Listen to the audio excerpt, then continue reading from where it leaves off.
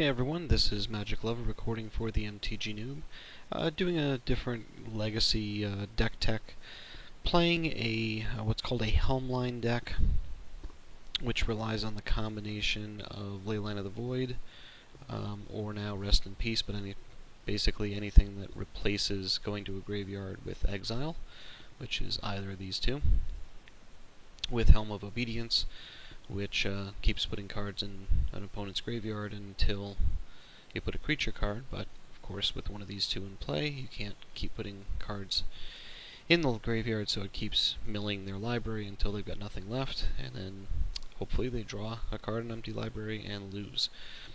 So I usually played this as kind of a blue-black kind of shell, because you needed black for the ley lines and blue for the control to kind of slow your opponents down and filter for your combo.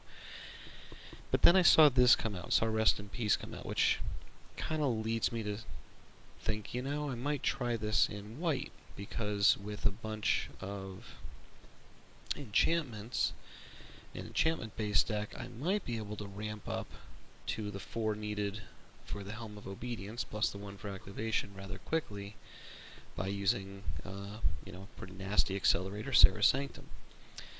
So, the theory behind the deck is start out with, hopefully, Leyline of the Void or Leyline of Sanctity in play. Leyline of Sanctity is in play here, 1, to help accelerate how fast you can start, tapping for more than 1 mana with Serra Sanctum, but also so that your opponent can't do any targeting of you, which is very helpful against things like red deck wins.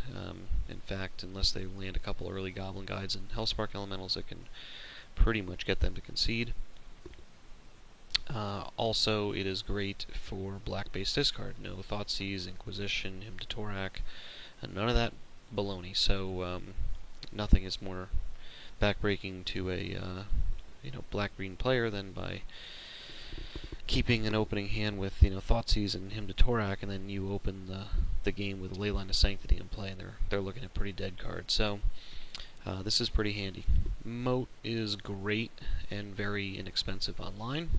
Great anti-creature, since you're really not playing very many creatures except for Norn, and I'll get to him, that don't fly. So Moat is a great way to shut down opposing aggro decks, whether it's Maverick or Goblins or pretty much anything but Rug Delver.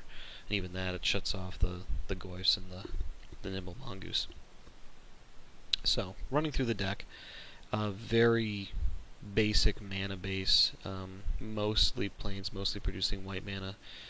You want black for things like Duress and some creature removal, and to be able to hardcast ley lines if you didn't open one, which is more frequently than not.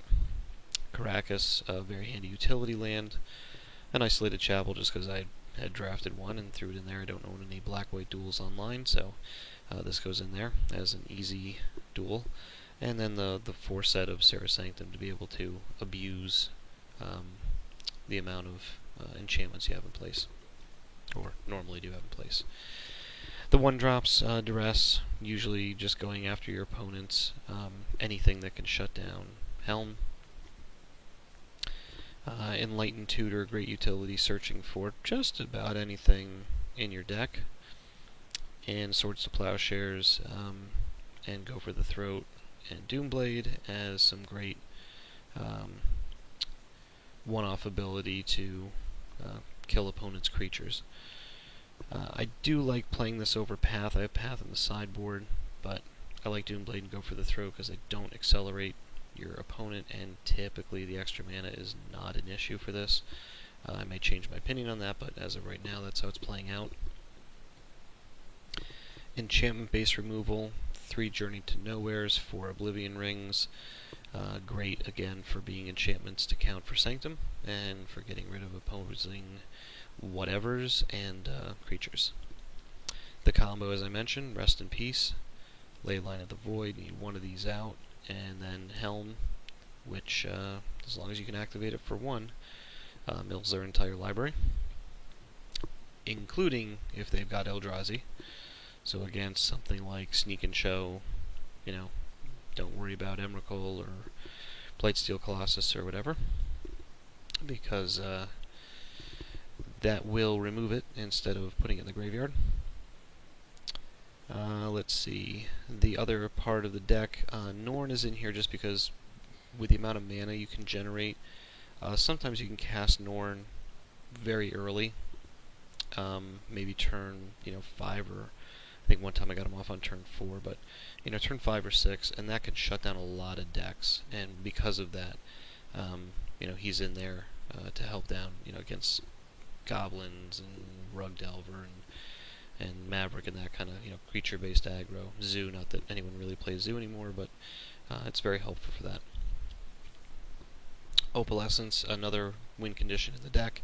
If they kill this, Pithing Needle this, and who knows, extirpate these once one hits the yard, at least you can swing with all of your enchantments.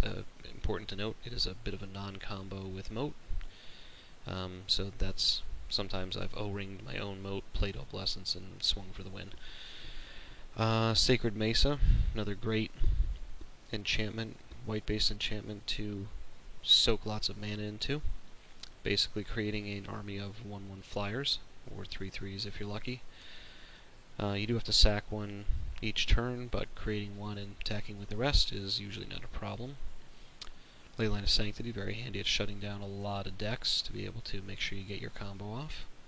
And Moat, as I mentioned, just great all-around anti-creature. One thing I threw in here is a one-of that I find myself tutoring for sometimes more often than not, is Trading Post, as it's a great little utility thing that I picked up drafting M13. But, not bad to be able to throw a chump blocker in, gain some life, throw excess lands or sanctums for life.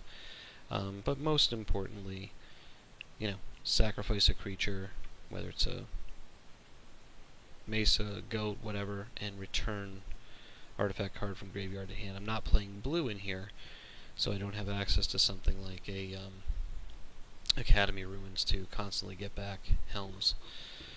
So, anyway, pretty interesting non-linear style deck that can win through multiple angles.